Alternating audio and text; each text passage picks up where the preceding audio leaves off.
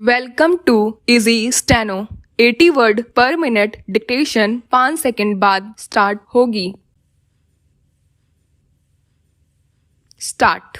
दक्षिण के 3 प्रदेशों में इन दिनों राज्यपाल और निर्वाचित सरकार के बीच टकराव की स्थिति बनी हुई है। राज्यपाल अपने अधिकार का उपयोग करना चाहते हैं तो राज्य सरकारें अपने निर्वाचित होने का हवाला दे रही है। केरल में राज्यपाल ने कुछ दिनों पहले 10 विश्वविद्यालयों के कुलपतियों से इस्तीफा मांग लिया।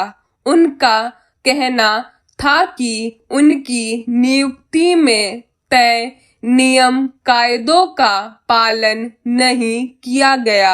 इसे लेकर राज्य सरकार और राज्यपाल के बीच ठन गई।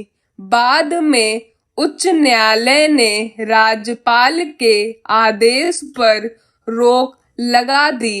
अब राज्य सरकार ने राज्यपाल का विश्वविद्यालयों के कुलाधिपति का दर्जा समाप्त करने का अध्यादेश पारित कर दिया है। हालांकि उस पर भी राज्यपाल की मंजूरी आवश्यक है, मगर अपने अपने अधिकारों को लेकर जंग छिड़ी हुई है। इसके अलावा कुछ दिनों पहले राज्यपाल ने सरकार के एक मंत्री को हटाने के लिए मुख्यमंत्री को पत्र लिखा, जो स्वाभाविक ही राज्य सरकार को नागवार गुजरा और उसे लेकर भी दोनों के अधिकार क्षेत्र पर बहस शुरू हो गई। इसी तरह तमिलनाडु सरकार ने राष्ट्रपति को पत्र लिखकर वहां के राज्यपाल को हटाने की मांग की है। उसका आरोप है कि राज्यपाल उसके कामकाज में बेजा दखल दे रहे हैं। तेलंगाना के राज्यपाल का आरोप है कि राज्य सरकार उनका फोन टैप करा रही है। हालांकि राज्यपाल या उपराज्यपाल और चुनी हुई सरकारों के बीच तनातनी के ये मामले नए नहीं हैं। पश्चिम बंगाल में भी कुछ दिनों पहले तक राज्य सरकार और राज्यपाल के बीच इसी तरह लगातार टकराव बना रहा। राज्यपाल सरकार के कामकाज और फैसलों पर उंगली उठाती रहे तो सरकार उन्हें चुनौती देती रही। दिल्ली में उपराज्यपाल और सरकार के बीच तनातनी का दौर बहुत लंबे समय से चलता आ रहा है। यहाँ आम आदमी पार्टी सरकार का लगभग सभी उपराज्यपालों से तकरार बनी रही। शुरू में दोनों के बीच अधिकारों की लड़ाई उच्च न्यायालय तक भी पहुंची थी। झारखंड और राजस्थान में भी अलग अलग मौकों पर कुछ मसलों पर इस तरह के टकराव देखे जाते रहे हैं। इस तरह विपक्षी दलों को यह कहने का मौका मिलता है कि जहां भी विपक्षी दलों की सरकारें हैं, वहां राज्यपाल उनके कामकाज में बेवजह दखल देने का प्रयास करते देखे जाते हैं, जबकि भाजपा सरकारों वाले प्रदेशों में ऐसी स्थिति नहीं है। ऐसे में राज्यपाल पद की गरिमा और मर्यादा को लेकर भी सवाल उठते रहे हैं। यह ठीक है कि राज्य सरकारें निर्वाचित होती हैं, उन्हें जनता के हितों को ध्यान में रखते हुए काम करने का अधिक अधिकार होता है और राज्यपाल को उनके कामकाज को सुगम बनाने के लिए बेहतर स्थितियां बनाने का दायित्व निभाना होता है, मगर इसका यह अर्थ नहीं कि सरकारें राज्यपाल को केंद्र का आदमी मानकर नजरअंदाज करे या उनकी अवहेलना करे, पर राज्यपाल से भी अपेक्षा की जाती है कि वे अपने को केंद्र के सत्तारूढ़ दल का प्रतिनिधि मानकर उसकी विचारधारा के अनुरूप राज्य सरकार से काम करवाने का प्रयास करने के बजाय राज्यपाल के गरिमा के अनुरूप काम करे। 90 word per minute dictation 5 second बाद स्टार्ट होने वाली है। स्टार्ट। दक्षिण के 3 प्रदेशों में इन दिनों राज्यपाल और निर्वाचित सरकार के बीच टकराव की स्थिति बनी हुई है। राज्यपाल अपने अधिकार का उपयोग करना चाहते हैं तो राज्य सरकारें अपने निर्वाचित होने का हवाला दे रही है। केरल में राज्यपाल ने कुछ दिनों पहले 10 विश्वविद्यालयों के कुलपतियों से इस्तीफा मांग लिया। उनका कहना था कि उनकी नियुक्ति में तय नियम कायदों का पालन नहीं किया गया। इसे लेकर राज्य सरकार और राज्यपाल के बीच ठन गई। बाद में उच्च न्यायालय ने राज्यपाल के आदेश पर रोक लगा दी। अब राज्य सरकार ने राज्यपाल का विश्वविद्यालयों के कुलाधिपति का दर्जा समाप्त करने का अध्यादेश पारित कर दिया है। हालांकि उस पर भी राज्यपाल की मंजूरी आवश्यक है, मगर अपने अपने अधिकारों को लेकर जंग छिड़ी हुई है। इसके अलावा कुछ दिनों पहले राज्यपाल ने सरकार के एक मंत्री को हटाने के लिए मुख्यमंत्री को पत्र लिखा, जो स्वाभाविक ही राज्य सरकार को नागवार गुजरा और उसे लेकर भी दोनों के अधिकार क्षेत्र पर बहस शुरू हो गई। इसी तरह तमिलनाडु सरकार ने राष्ट्रपति को पत्र लिखकर वहां के राज्यपाल को हटाने की मांग की है। उसका आरोप है कि राज्यपाल उसके कामकाज में बेजा दखल दे रहे हैं। तेलंगाना के राज्यपाल का आरोप है कि राज्य सरकार उनका फोन टैप करा रही है।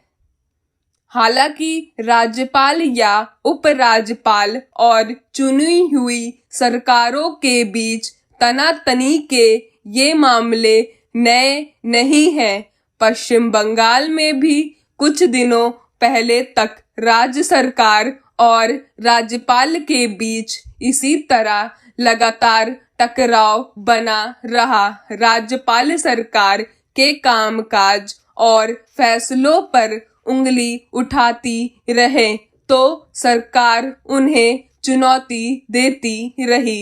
दिल्ली में उपराज्यपाल और सरकार के बीच तनातनी का दौर बहुत लंबे समय से चलता आ रहा है। यहाँ आम आदमी पार्टी सरकार का लगभग सभी उपराज्यपालों से तकरार बनी रही।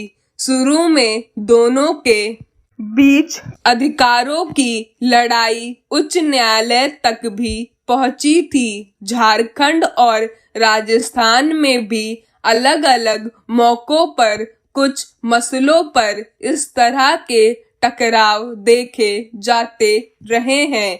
इस तरह विपक्षी दलों को यह कहने का मौका मिलता है कि जहां भी विपक्षी दलों की सरकारें हैं, वहां राज्यपाल उनके कामकाज में बेवजह दखल देने का प्रयास करते देखे जाते हैं, जबकि भाजपा सरकारों वाले प्रदेशों में ऐसी स्थिति नहीं है। ऐसे में राज्यपाल पद की गरिमा और मर्यादा को लेकर भी सवाल उठते रहे हैं।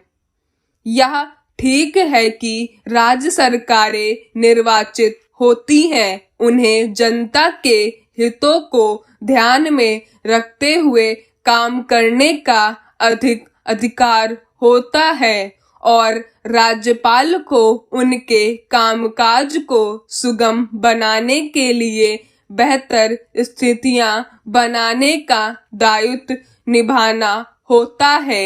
मगर इसका यह अर्थ नहीं कि सरकारें राज्यपाल को केंद्र का आदमी मानकर नजरअंदाज करे या उनकी अवहेलना करे, पर राज्यपाल से भी अपेक्षा की जाती है कि वे अपने को केंद्र के सत्तारूढ़ दल का प्रतिनिधि मानकर उसकी विचारधारा के अनुरूप राज्य सरकार से काम करवाने का प्रयास करने के बजाय राज्यपाल के गरिमा के अनुरूप काम करे।